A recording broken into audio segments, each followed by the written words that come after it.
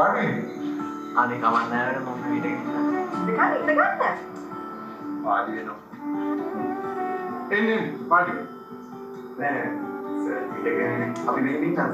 මේ ඉස්කෝලේ මට ඕන විදිහට හිටිය හැකිනේ. එන්න වාඩි වෙන්න. පොඩි ළමයි වගේ. එන්න.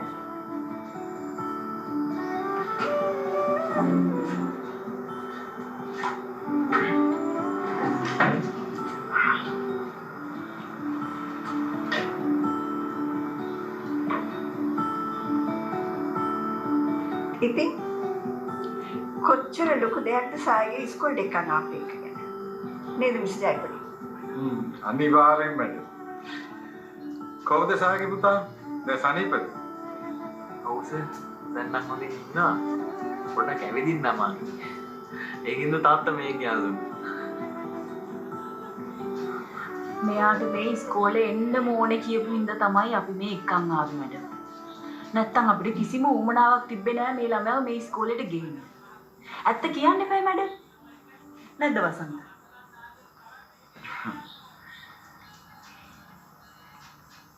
මට තේරෙනවා සයාගේ අම්මා හිතන විදිහ. කිසි දෙයකට බය වෙන්න එපා. අපි සයාගේ ගැන බලා ගන්න.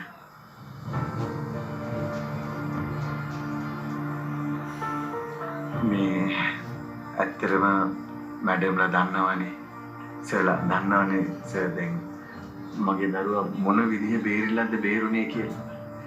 ඇත්තටම කියනවා නම් නොමැරි බේරුනේ නොමැරි බේරුනේ මැඩම්. මට සයාගේ තාත්තා කියන එක තේරෙනවා. ඒ වුණාට සයාගේ දක්ෂ ළමෙක්. ඇට ඉගෙන ගන්න. ඔයගොල්ලෝ දෙමව්පිය විදියට අපි ගුරුවරු විදියට අපි යටි පරිසරය හදලා දෙන්න ඕනේ.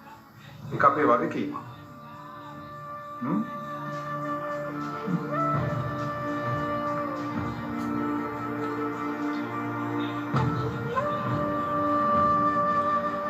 මේ මැඩම් මට පොඩි ඉල්ලීමක් තියෙනවා කරන්න. සර් මට පොඩි ඉල්ලීමක් තියෙනවා. මොකද්ද සයිකලේ තාත්තේ? මේ අර දැන් නගරාධිපතිගේ පුතා ඉන්නේ කොහොමද සයාගේ පන්තියේනේ. මැඩම්ලා දන්නවනේ ඒ පුතා ටිකක් දඟයිනේ. ඒ පුතාගෙන් ආයෙ සැරයක් අපේ පුතාට කරදර අනතුරු වෙන්න පුළුවන් මැඩම්. ඉතින් මං